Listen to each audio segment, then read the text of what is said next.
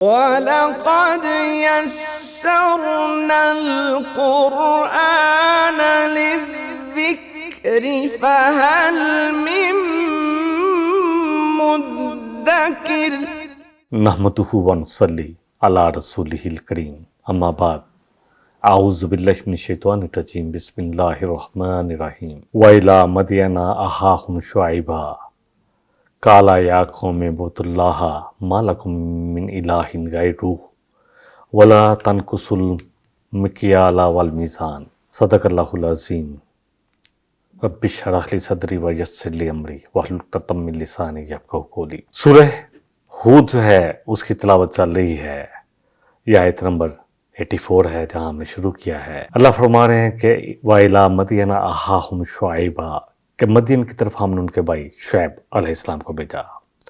پیغام تمام رسولوں انبیاء کا ایک ہی تھا، قَالَ يَا قَوْمِ اعْبُدُوا اللَّهَ کہ اے میری قوم صرف ایک اللہ کی بندگی ہوگی، اسی کی عبادت اسی کی مانی جائے گی، اسی کے حکم کے مطابق زندگی گزاری جائے گی، اور طریقہ ہم تمہیں بتائیں گے کہ کیسے ہمیں دیکھو انبیاء اور رسول اپنا کردار پیش کرتے تھے کہ جو ہم کریں وہی تمہیں کرنا ہے، تم ایسا کام نہیں کہہ رہے جو ہم نہیں کر رہے کہ تمہیں کوئی مشکل کام بتائیں خود آسانیاں لے لیں، ایسا نہیں۔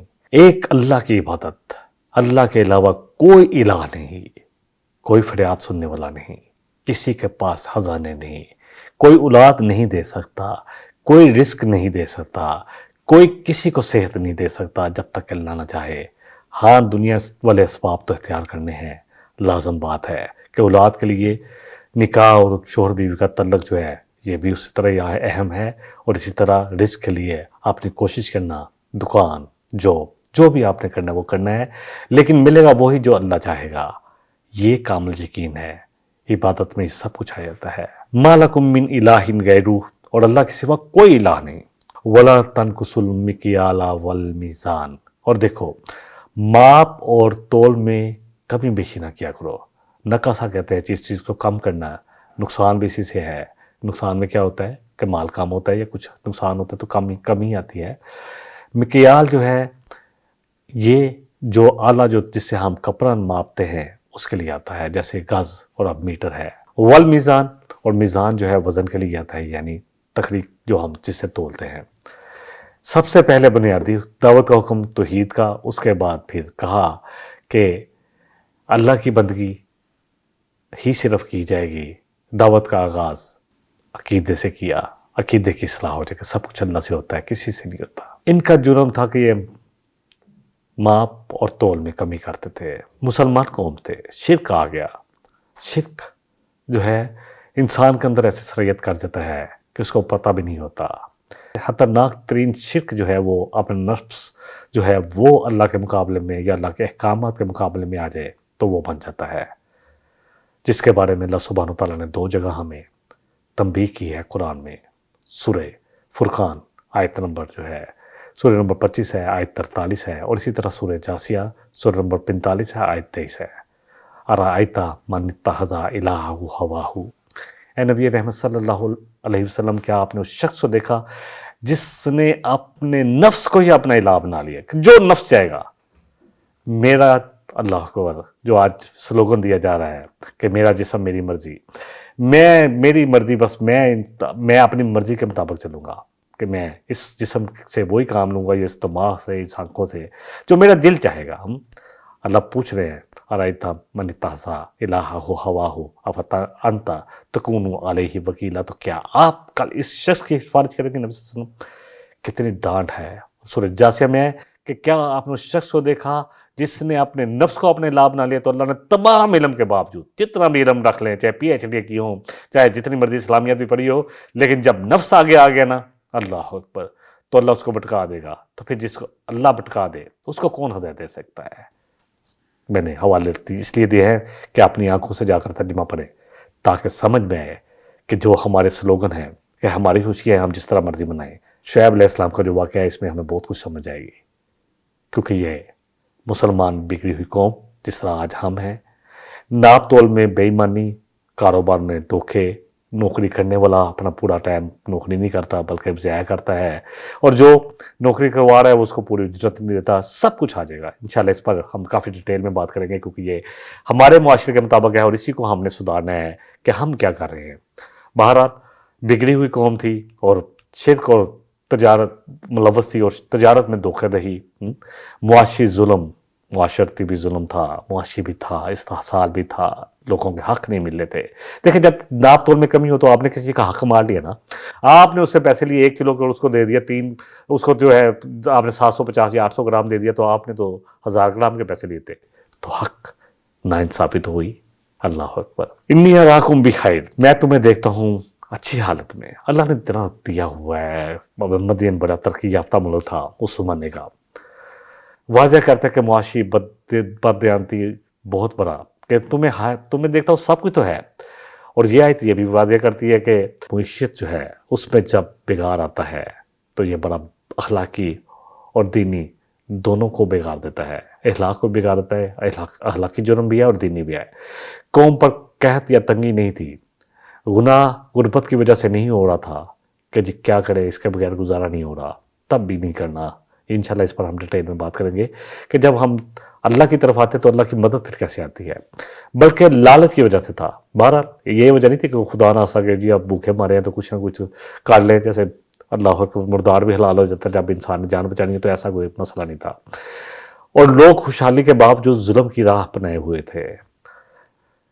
شعیب علیہ السلام نے کہا کہ وَإِنِّي أَخَافُ عَلَيْكُمْ عَذَابَ يَوْمٍ مُحِيطٍ، تو میں تمہارے بارے میں خوف رکھتا ہوں اے میری قوم، اے میرے قوم والوں، کیونکہ اسی قوم سے تھے، کہ تم پر ایک ایسا عذاب نہ آ جائے جو تمہارا احاطہ کر لے، جو تم پر چھا کر تمہیں تباہ و برباد کر دے. ایسا عذاب جو ہر طرف سے تمہیں گھیر لے، یعنی بچ نکلنے کا کوئی راستہ نہ رہے، اور ایسی چنگار، ایسا زلزلہ تمہیں ملیہ میٹ کر دے. وَيَا قَوْمِ أَوْفُوا الْمِكْيَالَ وَالْمِيزَانَ، اور کہا اپنی قوم سے کہ اے میری قوم پورا کرو تول اور ماپ، یعنی تقریبی سیدھی رکھو، بالکل پورا صحیح طرح تول کر دو، اور کپڑا بھی پورا ماپ کر دو. بالقسط، قسط کیا ہوتا ہے؟ پورا پورا. قسط کہتے ہیں جیسے 2 چیزوں کو تقسیم کر لیا جائے. عدل ہوتا ہے کہ کسی کو، عدل اور قسط ہم دونوں لفظ جب کٹھے آتے تو ایک جو ہے وہ لہذا سمجھ میں آتی ہے، ورنہ اگر دونوں ہیں تو ان کا معنی ایک ہی ہو جاتا ہے. بہرحال عدل جو ہے، چھوٹی سی مثال سے ہم سمجھتے ہیں قسط یہ ہے کہ 2 لوگ کام کر رہے ہیں، ایک تھوڑا سا بڑی عمر کا ہے، ایک ذرا جوان ہے. اب دونوں نے کرنی تو مزدوری ہے، وہ بھی 10 اینٹیں اٹھا کے لے کے جا رہا ہے تو قسط کہتے ہیں کہ وہ بھی 10 لے کے جائے گا. لیکن عدل جو ہے نا، عدل کہتا ہے کہ نہیں، بزرگ ہے اس کو 12 اٹھوا دو، یا اس کو 10 اٹھا دو، اس کو 8 یا 7 جتنی اس کی ہے حیثیت اس کو اٹھا دو، تو اس میں عدل آ جاتا ہے. بہرحال یہاں بات کیونکہ ناپ اور تول کی ہو رہی ہے تو اس میں قسط برابر دیا جائے گا. کسی سے یہ نہیں، لیتے وقت بھی ڈنڈی نہیں ماری جائے گی. متفقین میں آتا ہے کہ جب لوگوں سے لیتے ہیں تو زیادہ لے لیتے، اور جب دیتے تو کمی کر دیتے. اللہ اکبر. وَلَا تَبْخَسُوا النَّاسَ أَشْيَاءَهُمْ، اور دیکھو لوگوں کی چیزوں میں کمی نہ کرو. وَلَا تَعْثُوا فِي الْأَرْضِ مُفْسِدِينَ، اور زمین پر فساد کرتے نہ پھرو. یہ بات بطور خاص دہرائی گئی کہ قوم مدین تجارت پیشہ تھی، ماپ اور تول میں کمی کرتی تھی. معاشرتی جرم، معاشرے میں تباہی آتی نا جب کسی کا حق کھایا جائے. عدل بھی ضروری ہے، اور وزن، معیار، مقدار سب میں دیانت ضروری ہے. حکم صرف ترازو یا میٹر تک محدود نہیں ہے. جو لوگ ناجائز منافع خوری کرتے ہیں اور وہ چیزوں میں کرتے ہیں جو کھانے پینے کی لوگوں کی عام اشیاء کی چیزیں ہیں، ملاوٹ کرتے ہیں، جعلی معیار کی چیزیں بیچتے ہیں اصلی معیار کی بجائے، 2 نمبر مال بیچتے ہیں، کم تنخواہ دے کر پورا کام لیتے ہیں یا پوری تنخواہ لے کر کم کام کرتے ہیں. دونوں ہی طرف ہے، ذمہ داری دونوں طرف ہے. ایک پوری تنخواہ لے رہا ہے اور کوشش کر رہا ہے میں وقت ضائع کروں، کسی طرح وقت ضائع کروں، اس کی بھی پوچھ ہے. اور ایک پوری تنخواہ، اللہ اکبر، تنخواہ جو ہے پورا کام لے رہا ہے اور پھر تنخواہ کے وقت ڈنڈی مار رہا ہے. دونوں کی پکڑ ہے. وعدہ پورا نہیں کرتے. نبی صلی اللہ علیہ وسلم نے فرمایا لا ایمان لمن لا امانت لہ. انس بن مالک سے حدیث ہے مسند احمد کی کہ کوئی ایمان نہیں اس شخص کا جس میں امانت نہیں ہے. ولا دین لہ ولا دین لمن لا عہد لہ، اور کوئی اس شخص کا دین ہی نہیں ہے، کوئی اس کا دین جتنے مرضی دیندار بننے کی کوشش کرے وہ دیندار نہیں ہے جس میں عہد کی وعدے کی پاسداری نہیں ہے، کیونکہ کمٹمنٹ ہوتی ہے۔ میں ایز اے بزنس مین جانتا ہوں کہ لوگوں سے وعدے، لوگ جو ہے مال لے کے جاتے ہیں، پھر چیک دے جاتے ہیں، یا جس طرح بھی ہمارا بزنس ہے، جن کا بھی جس طرح بزنس ہے، تو کمٹمنٹ ہوتی ہے، ڈیفینیٹلی لین دین چلتا ہے، کچھ نہ کچھ ادھار بھی چلتا ہے، تو کہتے ہیں کہ ٹھیک ہے 1 مہینے بعد پیسے دیں گے۔ اب 1 مہینے کے بجائے 6 مہینے سال لگا دیا، لٹکائے پیسے، اس کے خوب استعمال کیے ہونے کے باوجود۔ ایک تو مجبوری ہے، تو وہ تو ہے، جتنا آپ ٹائم دیں گے اتنا ہی آپ کے لیے صدقہ جاری کا آپ کو اجر ملتا رہے گا، لیکن مجبوری نہیں ہے کوئی، بلکہ اس کے پیسے کہیں اور استعمال کر لیے، تو یہ سب بھی معاشرتی طور پر اختصال ہے، لوگوں کا حق بنا ہے۔ یقین جانے لین دین کے وقت کمٹمنٹ پوری نہ کی جائے، اسے پورا نہ کر کے دکھایا جائے، اور اسی طرح بہت کچھ ہے، یقین جانے بہت کچھ ہے۔ لڑائی جھگڑا اور سودی، خاص کر کے سود، اب تو لوگ سمجھتے ہیں کہ شاید سود کے بغیر بزنس نہیں ہو سکتا۔ میں کیونکہ کاروباری خاندان سے ہوں، تو میں دیکھتا ہوں کہ ہمارے فیملی میں الحمدللہ ثم الحمدللہ کوئی شاید ایک بھی نہ ہو جس سے وہ سودی کام کرتا ہو، کیونکہ سب کو پتہ ہے کہ سود جو ہے کتنی بڑی لعنت ہے، اور سود کا پیسہ جب کاروبار میں داخل ہو تو برکت اٹھ جاتی ہے۔ فرمایا کہ سود کا جو کم سے کم بھی جو ہے نا، وہ اسی طرح کوئی اپنی ماں سے نکاح کرے۔ اللہ اکبر، ماں سے نکاح کیا ہے، کیا اور کیا میں بیان کروں سود کے بارے میں۔ اللہ فرما رہا ہے ایک جرم جو قرآن میں آیا ہے، جس کے بارے میں آیا ہے کہ اگر بات نہیں آتا تو پھر اللہ اور اس کے رسول کے ساتھ اللہ اکبر جنگ کے لیے تیار ہو جاؤ، یا اللہ اور اس کے رسول کی تمہارے خلاف جنگ ہے۔ اللہ اکبر۔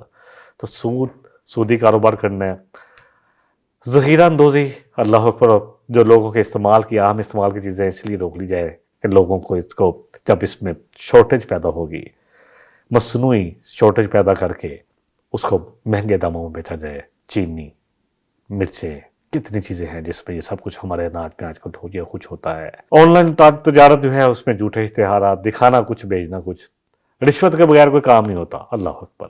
آج اپنے حق لینے کے لیے بھی اگر انسان نہیں دیتا، کچھ نہ کچھ مٹھائی کھلا دو تو نہیں ہوتا یقین جانے کام، کیونکہ مجھے تو پتہ ہے آپ سب، ہم سب اسی معاشرے میں ہیں۔ وہ جو آیت آتی ہے نا کہ رشوت دینے والا اور لینے والا دونوں ہی جہنمی ہے، نبی صلی اللہ علیہ وسلم نے فرمایا بالکل صحیح ہے۔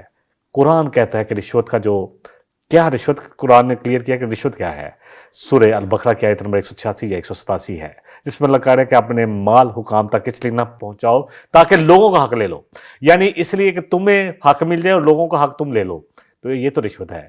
لیکن جائز حق ہے، کچھ کار شروع کر رہا ہے، اس کو میٹر چاہیے، اور وہ دھکے کھا رہا ہے، اور آخر میں کہتے ہیں کہ اس طرح کام ہونے نہیں، آپ جو مرضی کر لو، یا سفارش بڑی لے آؤ یا پیسے دو تو کام لے لو۔ یہ پورے ہمارے معاشرے کا حال ہے۔ میں کوئی ایسی بات نہیں کر رہا جو ہم سب سے ڈکی چھپی ہو، اور ہم سب نہ چاہنے کے باوجود بھی کہیں نہ کہیں اس میں ڈیفینیٹلی ہمیں حصہ پڑنا، ہمارا بھی حصہ پڑ جاتا ہے کہ کام ہی نہیں ہو رہا تو کیا کرے، دیکھے کتنے کھا سکتا ہے۔ اس آیت میں ہر وہ چیز شامل ہے جس سے کسی کی حق تلفی ہو، آپس کے تعلقات خراب ہو، زمین پر فساد پھیلے، یہ سب فساد پھیلاتا ہے، یقین کرے سب فساد پھیلاتا ہے۔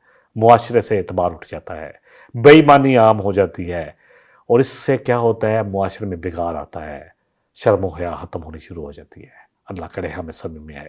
یہ اتنی بڑی بیماری تھی، اللہ اکبر، جس کا میں نے ذکر کیا کہ وعدے جو ہے، کمٹمنٹیں پوری نہیں ہوتی، لوگ پیسے لے کر کھا جاتے ہیں، لوگ مال لیتے ہیں، اس کے بعد دکانیں بیچ کر چلے جاتے ہیں اور پیسے بھی نہیں دیتے۔ اللہ اکبر۔ نبی صلی اللہ علیہ وسلم نے فرمایا کہ جس نے ناپ تول میں کمی کی وہ ہم میں سے نہیں ہے۔ جب ہم میں سے نہیں ہے، نبی صلی اللہ علیہ وسلم نے کہا کہ ہم میں سے نہیں ہے، تو پھر کہاں جا کر ہم اللہ کے سامنے کس منہ کو لے کر جائیں گے میں اور آپ؟ نبی صلی اللہ علیہ وسلم نے فرمایا کہ سچا اور ایماندار تاجر قیامت والے دن انبیاء صدیقین کے ساتھ ہوگا، اللہ اکبر، اور شہداء کے ساتھ ہوگا۔ بہرحال شعیب علیہ السلام نے آگے ان کو اور سمجھایا، بقیت اللہ خیر لکم، دیکھو جو تم کماتے ہو نا، تم بے ایمانی نہ بھی کرو تو جو تمہیں مل رہا ہے وہ بھی تمہارے لیے بہت ہے۔ لالچ تو ختم نہیں ہو سکتا، کیونکہ ہم سب سمجھتے ہیں کہ پیسہ جتنا بھی آ جائے اس کا لالچ اور بڑھتا ہے۔ انسان لاکھ سے کروڑ میں جائے تو کہتا ہے جی کروڑوں آ گیا تو اب اور بھی ہو جائے، کروڑوں کو ملٹیپلائی کرنا شروع کر دے تو پھر اربوں میں چلا جاتا ہے۔ کہاں بڑھتا ہے؟ انسان کہتا ہے میرا مال میرا مال، تیرا مال تو وہی ہے جو تو نے کھا لیا، پہن کے بسیدہ کر دیا، اللہ کی راہ میں دے دیا، باقی تو تیرے وارثوں کا ہے۔ 3 چیزیں انسان کے ساتھ جاتی ہے، اس کے اہل و عیال جاتے ہیں، اس کا مال اور اس کے اعمال، واپس تو سارا کچھ آ جاتا ہے، بس کچھ جو اس نے اعمال اچھے کیے ہیں وہی اس کے لیے فائدے ہوں گے جو اس نے اللہ کی راہ میں دیا۔ اصل بات اللہ کرے ہمیں سمجھ میں آ جائے کہ ہم کس کے لیے کر رہے ہیں۔ میں اور آپ یہ سب کچھ اپنے لیے کر رہے ہیں یا اپنی اولادوں کے لیے کر رہے ہیں؟ اولادوں نے کتنا یاد کیا، ہم اپنے ماں باپ کو کتنا یاد کرتے ہیں؟ میں اور آپ اس پر غور کریں تو انشاءاللہ بہت بدلاؤ آئے گا ہماری اس چیز میں کہ ہم کس کے لیے کریں گے؟ اپنی اولاد کے لیے؟ تو اولاد میں کون سا کرنا ہے؟ ان کا ماں باپ کرے گا کوئی اور بھگتے گا کوئی۔ انسان بال کے بارے میں اتنا حریص ہے، الہاکم التکاثر حتی زرتم المقابر کلا سوف تعلمون ثم کلا سوف تعلمون۔ اللہ فرما رہا ہے کہ کثرت مال نے تمہیں غافل کر دیا یہاں تک کہ تم نے قبریں دیکھ لی۔ اصل بات یہ ہے کہ انسان کی جیسے جیسے بوڑھا ہوتا ہے دو حصے بڑھتی ہے کہ اللہ عمر اور دے دے اور مال اور دے دے۔ میرا مال میرا مال، کون سا مال ہے ہمارا؟ ہمارا مال تو رہنے نہیں ہے، سب کچھ چھوڑ کے جانا ہے۔ وہی میرا اور آپ کا مال ہے جو ہم نے اللہ کی راہ میں صدقہ کر دیا، دے دیا، وہ مل جائے گا انشاءاللہ۔ ایمانداری سے حلال کمائی، وہی سمجھایا انہوں نے کہ تمہارے لیے جو تم ایمانداری سے کاروبار کرتے ہو اس میں جو نفع ہے وہ اس پہ دیکھو کتنی برکت ہے۔ تو میں تمہیں دیکھتا بھی نہیں کہ تم کو بہت تنگی ہے کوئی اس لیے کہ تم بھوکے مرے ہو، تو آپ کیا کریں جی؟ بھوکے مر جائے تو اب بھوک تو جان تو بچانی ہے۔ ایمانداری سے حلال کمائی اور جائز نفع ہو سکتا ہے، اس میں کوئی شک نہیں ہے، اور یقین جانے اس میں اتنی برکت ہے کہ پھر کاروبار ایسے پھیلتے ہیں۔ بہت سارے لوگوں کو ہم نے دیکھا کہ جنہوں نے سود چھوڑا، لوگوں سے بے ایمانیاں چھوڑی، تو ان کا کاروبار کیسے بڑھے۔ الحمدللہ پیغام صرف یہ ہے کہ ایمانداری سے کمایا ہوا مال بابرکت ہوتا ہے، اور بے ایمانی سے کمایا ہوا مال اللہ تعالیٰ میں لگے گا، اولاد خراب نکل آئے گی، اور اس کے علاوہ بیماریوں پہ لگ جائے گا۔ اللہ کی طرف سے پھر آزمائشیں آتی ہیں۔ حرام زیادہ ہو کر بھی نقصان دہ ہے یقین جانے، اور حلال تھوڑے میں بھی برکت ہے۔ اور کہا وما انا علیکم بحفیظ، اور میں تم پر کوئی ذمہ دار تو نہیں ہوں، تم نے اپنے جواب دہی تو تمہاری سب کی اپنی ہے، میں کوئی تم پر نگران بنا کر تو نہیں بھیجا گیا بحفیظ۔ شعیب علیہ السلام نے واضح کر دیا کہ ان کا کام پہنچانا ہے، ہم سب کا کام یہی ہے۔ نبی صلی اللہ علیہ وسلم سے بھی کہا گیا انما علیک البلاغ وعلینا الحساب، کہ بے شک آپ کے ذمہ نبی صلی اللہ علیہ وسلم پہنچا دینا ہے، حساب لینا ہمارا ذمہ ہے۔ ایمان کا تقاضا ہے کہ دیانتداری اپنائی جائے، معاشی انصاف ہوگا تو معاشرے میں جو ہے امن آئے گا۔ رزق کی اصل برکت اللہ کی اطاعت میں ہے، نہ کہ دھوکے میں ہے۔ نبی صلی اللہ علیہ وسلم فرمایا کہ اللہ پاک ہے اور پاک کو ہی قبول کرے گا۔ حرام مال سے دیے ہوئے صدقات جو ہے نا، لوگوں کے مال غصب کیے ہوں، سودی لین دین ہو، اور بے ایمانیاں ہوں، ذخیرہ اندوزیاں ہوں، مال کچھ دیا جائے کہ ہاں کچھ جائے، وہ نہیں آئے گا۔ ان اللہ طیب لا یقبل الا طیبا، اللہ پاک ہے اور پاک کے علاوہ کچھ بھی نہیں قبول کرے گا۔ اللہ اکبر۔ بہرحال ایک اور بڑی اہم آیت ہے جو آج ہمارے مجھے اور آپ کو چیلنج کر رہی ہے۔ کہنے لگے قالوا یا شعیب اصلاتک تأمرک ان نترک ما یعبد آباؤنا، کہنے لگے کہ شعیب کیا تیری جو نماز ہے، نماز وہ بھی پڑھتے تھے؟ یہ کہتے ہیں نماز تو ہم بھی پڑھتے ہیں، تیری نماز کیا تجھے یہ حکم دیتی ہے، یہ سکھاتی ہے کہ ہم چھوڑ دیں جو ہمارے باپ دادا کے طریقے ہیں، یا ہمارے باپ دادا نے جو پہلے شروع کیا ہوا ہے بت بنائے۔ اللہ اکبر۔ ایاک نعبد و ایاک نستعین کا اقرار کرتے ہیں ہم کہ اللہ صرف تیری بندگی اور صرف تجھ سے مانگیں گے، تجھ سے مدد مانگیں گے، اور یقین جانے اگر آج کوئی ہماری مدد بھی کرتا ہے تو اللہ اس کے دل میں ڈالتا ہے تو کرتا ہے، ورنہ کوئی مدد بھی نہیں کر سکتا۔ تو صرف اللہ سے جب ہمارا یقین ہوگا تو پھر رزق وہاں سے ملے گا جہاں سے ہمارا گمان بھی نہیں ہوگا۔ اللہ اکبر۔ اصل بات جو مجھے اور آپ کو سمجھ میں آنی چاہیے وہ یہ ہے او نفعل فی اموالنا ما نشاء، یا یہ تیری نماز یہ سکھاتی ہے کہ ہم جو ہمارے اللہ نے ہمیں مال دیا ہے ہم اسے اپنی مرضی سے اس کو خرچ بھی نہ کریں۔ اللہ اکبر۔ تنزن کہا گیا کہ تمہاری نماز تمہارا دین تمہیں یہ سکھاتا ہے۔ آج اگر دین ہمیں ایمانداری نہیں سکھاتا، اگر دین ہمیں حلال پیسہ کمانا نہیں سکھاتا، اگر دین ہمیں نہیں سکھاتا کہ اللہ کے علاوہ کوئی عبادت کے لائق نہیں ہے، محمد صلی اللہ علیہ وسلم اللہ کے رسول ہیں، آپ صلی اللہ علیہ وسلم کی اور اللہ کی اطاعت اور آپ کی کامل اتباع ہی ہمارے لیے، قرآن و سنت کی کامل اتباع ہی ہمارے لیے نجات کا ذریعہ ہے، تو پھر دین پر ہمیں غور کرنا پڑے گا کہ ہماری نمازیں کہیں نمازیں جو ہیں ان میں وہ چیز نہیں پا رہے ہم جو ہمیں پانی چاہیے۔ کہنے لگے کہ تمہارا جو یہ نمازیں پڑھنا ہے یا تم جو ہے ہمیں سمجھا رہے ہو، کیا تم ہمیں ہماری معاشی آزادی بھی نہیں ہے ہمیں، کیا ہم اپنے مالوں میں تصرف نہیں کر سکتے، اپنے مال پر خرچ نہیں کر سکتے؟ کیا اس لیے ان کا خیال تھا کہ یہ معیشت جو ہے نا اس میں تو ہماری اپنی آزادی ہونی چاہیے، معاشی طور پر ہم آزاد ہونے چاہیے۔ ہاں نماز اپنی جگہ پر، حج اپنی جگہ پر، زکوٰۃ اپنی جگہ پر، روزے اپنی جگہ پر، جو آج ہمارا بھی ہے یہ تو ہم سمجھتے ہیں اپنی جگہ پر، لیکن دین جو ہے نا، جو ہماری معاشرت ہے نا، جو ہم کر رہے ہیں، جو ہمارے رسم و رواج ہیں، چاہے ہماری شادیاں ہیں، چاہے مرنا ہے یا جینا ہے، یہ ہماری اپنی مرضی سے ہونا چاہیے۔ کیا ہم اپنے مال کو اپنی طرح خرچ نہیں کر سکتے؟ ہمیں اللہ نے دیا ہوا تو ہم لگائیں گے، اپنی شادی پر کروڑوں روپے لگائیں گے۔ ان المبذرین کانوا اخوان الشیاطین، اللہ فرما رہے ہیں سورہ بنی اسرائیل میں کہ یہ جو شو بازیاں کرتے ہیں نا، لوگوں کو دکھلاوا کرتے ہیں، لوگوں کو دکھاتے ہیں، لوگوں کے دل جلاتے ہیں، یقین کریں یہ تو شیطان کے بھائی ہیں۔ غریب آدمی ترستا ہے کہ میرے پاس تو کھانے کو کچھ نہیں، میری بیٹی بیٹھی ہوئی ہے اور میں اس کے ہاتھ بھی جو ہے پیلے نہیں کر پا رہا، یعنی اس کی شادی بھی نہیں کر پا رہا، اور یہ جو ہے یہاں اربوں روپیہ لگ رہا ہے، اربوں روپے لگ رہے ہیں آج کل شادیوں پہ، یقین جانے۔ ہونا کسی کے پاس الحمدللہ، اگر دین ہو تو دین والے تو ایسے کبھی نہیں کرے گا، وہ ہر چیز میں سادگی کو اپنائے گا کہ لوگوں کا دل نہ جلے، میرے غریب رشتہ دار پریشان نہ ہو کہ ہم نے بھی شادیاں کرنی ہے، کیسے کر رہے ہیں۔ اور پھر سب سے بڑی اللہ کی نافرمانی، سیگریگیشن جو ہے وہ ختم کر دی گئی، اب کوئی سیگریگیٹ شادی نہیں ہوتی، بلکہ مرد اور عورت کٹھے بیٹھے ہوئے ہیں، ایسے لگتا ہے کہ جا کے، حالانکہ لوگوں نے کئی کوشش کی ہوتی ہے کہ چلو جی پردہ نہیں لگایا، کیونکہ میں نے جب اپنے بچوں کے فنکشن کیے تو بہت سارے مسائل تھے الحمدللہ، اور جن لوگوں کو پتہ ہے جو میری شادیوں پہ ہے انہوں نے دیکھا کہ میں نے اپنے تئیں پوری کوشش کی، میوزک نام کی تو کوئی چیز بھی ہم، اللہ اکبر، کیسے ہو سکتا ہے جس کو اللہ کے نبی صلی اللہ علیہ وسلم نے منع کیا ہو تو ہم اس کو لگائیں۔ سیگریگیشن، پراپر سیگریگیشن کی، لوگوں نے کہا، مجھے کہا ایک ہال والے نے کہ جی وہ اگر اتنا بڑا ہال ہے تو آپ سیگریگیشن کریں تو فنکشن جو ہے اتنا گرینڈ نہیں لگے گا۔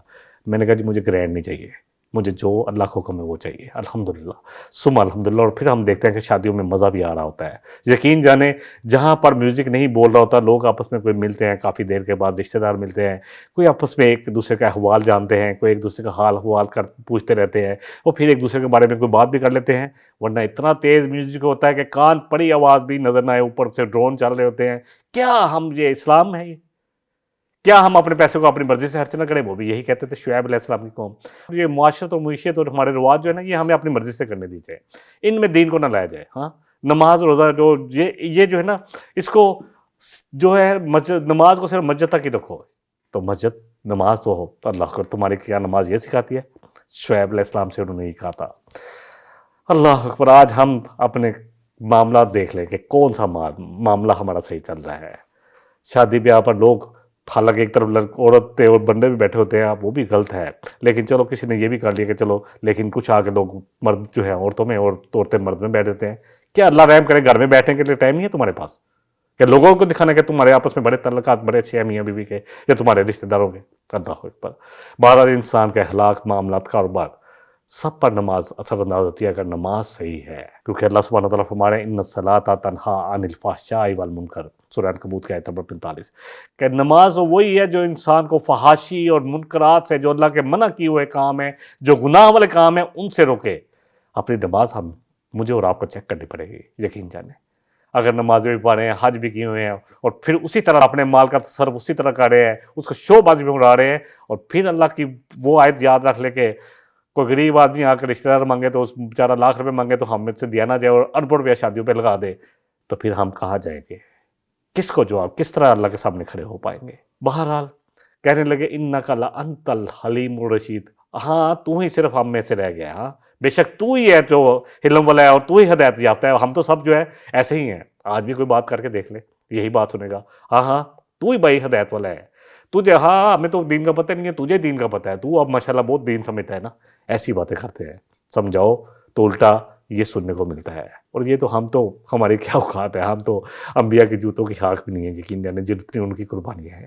شعیب علیہ السلام کو کہا گیا کہ ظاہری طور پر کہ ہاں تو ہی رہ گیا نا ہماری قوم میں، انک لانت الحلیم الرشید، تو ہی ایک رہ گیا جو ہم میں ہدایت والا ہے۔ ہاں تیری نماز یہ سکھاتی ہے کہ ہمیں تو ہر جگہ سے منع ہی کرتا رہے، ہمیں کوئی خوشی نہ کرنے دے، ہمیں کوئی انجوائے نہ کرنے دے، ہمیں اپنی زندگی کو اپنے حساب سے نہ گزارنے دے، تو ہی آ گیا ہم میں سب سے زیادہ جو ہے نیک۔ اللہ اکبر۔ ایک آیت لے لیتے ہیں، قالا یا قوم ارأیتم ان کنت علی بینۃ من ربی، تو کہا شعیب علیہ السلام نے کہ اے میری قوم، کیا تم دیکھتے نہیں ہو، تم دیکھتے ہو، ان کنتو، اگر میں ہوں اپنے رب کی طرف سے، بینات پر، دلیل پر، میں دلیل سے بات کروں، بغیر دلیل تو کوئی بات نہیں کر رہا، یعنی واضح دلیل۔ شعیب علیہ السلام کا پیغام ذاتی نہیں تھا، یہ اللہ کی طرف سے جو وحی پر مبنی تھا، اور اللہ نے جو کہا تھا اسی کے مطابق۔ اور آج بھی مجھے اور آپ کو جو تبلیغ کرنی ہے تو قرآن کے ساتھ اور نبی صلی اللہ علیہ وسلم کے فرمان کے ساتھ کرنی ہے۔ پھر دیکھیں کتنی برکت آئے گی۔ اپنی طرف سے قصے نہیں کرنے ہم نے کوئی بھی ایسے جس سے لگے کہ یہ اپنی طرف سے کوئی کچھ قصہ سنا رہا ہے، کوئی کچھ قصے سنا رہا ہے۔ قرآن اور حدیث کے مطابق بات کرنی ہے، اتھینٹک حدیث اور قرآن، پھر لوگوں کو دیکھے کیسے آئیں گے۔ وَجَاهِدُهُم بِهِ جِهَادًا كَبِيرًا، نبی صلی اللہ علیہ وسلم کہا گیا سورہ فرقان میں کہ اس قرآن کے ساتھ لوگوں کو کوشش کرے دین کی طرف لانے کے لیے، اور یہ سب سے بڑا جہاد ہے، جد و جہد سے ہے، سب سے بڑی کوشش ہوگی۔ کہا کہ اگر میں بینات پہ ہوں وَرَزَقَنِي مِنْهُ رِزْقًا حَسَنًا، اور تمہارے سامنے اللہ مجھے رزق دے رہا ہے، کتنا خوبصورت، کتنا بابرکت رزق دے رہا ہے، کتنا بہترین رزق دے رہا ہے حلال کمائی پر بھی، اور دیکھو میرا یہ ارادہ نہیں ہے کہ میں مخالفت کروں، مگر یہ کہ اس سے صرف سوائے اس کی جو جس سے مجھے منع کیا گیا جائے، جس سے میں رکا ہوں، میں وہی مخالفت کروں، اسی کام کر رہا ہوں۔ یہ نہیں ہے کہ میں خود جو ہے کچھ کر رہا ہوں اور تمہیں کچھ کہہ رہا ہوں، کہ میں تمہارے خلاف چلوں، لیکن صرف اس میں اسی پر میں تمہیں متنبع کر رہا ہوں جو اس سے منع کیا گیا ہے۔ ما انہاکم، جو تمہارے لیے مجھے منع کیا ہے، انہو جس سے مجھے روکا گیا ہے اور تمہیں بھی روکا گیا ہے، یعنی پاکیزہ رزق۔ انبیاء خود بھی حلال کماتے تھے، اس لیے قوم کو بھی یہی دعوت دیتے کہ تھے قول و عمل کے ساتھ، صرف قول نہیں۔ اگر تبلیغ کے لیے بھی ہمیں کوشش تو کرنی ہے، ہاں سب کے لیے، بہت سارے جو ہے میں سے یہ بھی سنا کہ جو ہمیں برائی ہوتی تو بار بار ذکر کرتے ہو، تو اس سے ہمیں شرم بھی آتی ہے اور اس سے اللہ اس کو دور بھی کر دیتا ہے، اس لیے اور کوشش بھی کرتے چھوڑنا ہے۔ تو قول و عمل جو ہے نا وہ ایک جیسے ہونے چاہیے، یکسانیت ہونی چاہیے، یعنی جن امور سے روکتے ہیں خود بھی رکنا چاہیے۔ اور یہی کہہ رہے تھے کہ شعیب علیہ السلام کہ میں دیکھو وہ تو نہیں کر رہا، میں خلاف تو نہیں کر رہا، وما اريد ان اخالفکم الی ما انہاکم عنہ، کہ میں اس کے خلاف کروں جو تم سے جن چیزوں کو روک رہا ہوں اور میں خود اور چیزوں میں ملوث ہوں، ایسا تو نہیں ہے۔ ان اريد الا الاصلاح ما استطعت، میں تو صرف چاہتا ہوں کہ اصلاح کروں جتنی میں اصلاح کر سکتا ہوں۔ میرا مقصد تو صرف یہ ہے کہ معاشرے میں اصلاح آئے، میں اپنی بھی اصلاح کروں اور تمہیں بھی اصلاح کی طرف بلاؤں۔ مستطاعت، جتنی میں استطاعت رکھتا ہوں، وما توفیقی الا باللہ، اور کوئی توفیق ہے ہی نہیں، لا حول ولا قوت الا باللہ، جو ہم پڑھتے ہیں نا کلمہ، سب کچھ اللہ کے پاس ہے۔ اور یہاں بھی کہا گیا وما توفیقی الا باللہ، کہ کوئی توفیق نہیں ہے، میرے پاس استطاعت کون سی ہے مگر جو اللہ دے دے۔ علیہ توکلت، میں اسی پر توکل کرتا ہوں، وَإِلَيْهِ أُنِيبُ، اسی کی طرف رجوع کرتا ہوں، اللہ ہی کی طرف رجوع کرتا ہوں۔ اللہ اکبر۔ نبی صلی اللہ علیہ وسلم میں قیامت کے دن ایک جہنم شخص کو لایا جائے گا، یہ نہیں ہے کہ خود کرتے ہوں تو لایا جائے گا، اس کے آنتیں باہر نکل رہی ہوں گے تو لوگ کہیں گے اے فلاں شخص تو ہمیں کہتا تھا اور خود عمل نہیں کرتا تھا، تو کہتا تھا کہ میں تمہیں تو کہتا تھا لیکن خود وہی کچھ کرتا تھا۔ تو اس لیے دائی کو چاہیے کوشش کرے، ہاں ہم سب انسان ہیں، غلطی ہونا تو پلٹنا بھی ہے، کہ جو کہہ رہے ہیں اس پر خود بھی عمل کرنے والا ہو اور کوشش کرے کہ اپنے آپ کو پیش کرے۔ اصلاح کا مقصد کوئی دنیاوی فائدہ نہیں ہونا چاہیے، بلکہ یہ معاشرتی اور معاشرے میں اصلاح ہو، معیشت میں اصلاح ہو، یہ ہے، اور یہ آسان نہیں ہے۔ اللہ اکبر۔ آسان تو نہیں ہے بلکہ بہت مشکل ہے، مگر افضل عمل ہے۔ بہرحال ہم سب کو اس میں بہت بڑا سبق ہے، ہمارے سب کے لیے بہت بڑا سبق ہے۔ دائی خود بھی عمل کرنے والا ہو، تبلیغ کا مقصد اصلاح ہو، لوگوں پر اپنی علم کا روپ کانٹنا یا جاننا نہ ہو۔ دائی خود بھی رزق حلال کمانے والا ہو اور صرف اللہ پر بھروسہ کرنے والا ہو۔ نبی صلی اللہ علیہ وسلم نے فرمایا، اس حدیث کے ساتھ بات کو مکمل کر لیتے ہیں، کہ تم اگر اللہ پر توکل اور بھروسہ کرو تو اللہ تمہیں وہاں سے رزق دے گا جہاں سے تمہیں گمان بھی نہیں ہے، اور ایسا رزق ملے گا، اس طرح رزق دے گا جس طرح اللہ پرندوں کو دیتا ہے کہ روز اڑتے ہیں بھوکے پیٹ اور رات کو اپنے گھونسلوں میں پیٹ بھر کر آ کر سوتے ہیں۔ اللہ تعالیٰ مجھے بھی اور آپ کو بھی جتنا کہا ہے، جتنا سنا ہے، شعیب علیہ السلام کا قصہ بھی چل رہا ہے، بہت اہم قصہ ہے آج، کیونکہ وہ بھی مسلمان قوم تھے، ان میں بگاڑ آیا تھا، شرک اور لین دین میں کمی، اور معاشی جو ہے اور معیشت کا جو مسائل ہوئے تھے، معاشرتی مسائلوں میں جو معیشت کے مسائل تھے، آج ہم میں سب ہیں۔ تو اس لیے ہمیں ان آیات کو اپنی آنکھوں سے بھی پڑھنا ہے اور ان پر غور و فکر کرنا ہے، اور اپنے آپ کو، مجھے اور آپ کو اپنی اصلاح کرنی ہے، اور پھر مستطاعت، پھر جہاں تک استطاعت میں کر سکتا ہوں جو آپ کی ہو اور جو اللہ کی توفیق ہے، اس سے پورے معاشرے میں اصلاح کی کوشش کرنی ہے اپنے قول اور عمل کے ساتھ۔ وآخر دعوانا ان الحمدللہ رب العالمین۔ إن هذا القرآن يهدي للتي هي أقوم ويبشر المؤمنين الذين يعملون الصالحات أن لهم أجرا كبيرا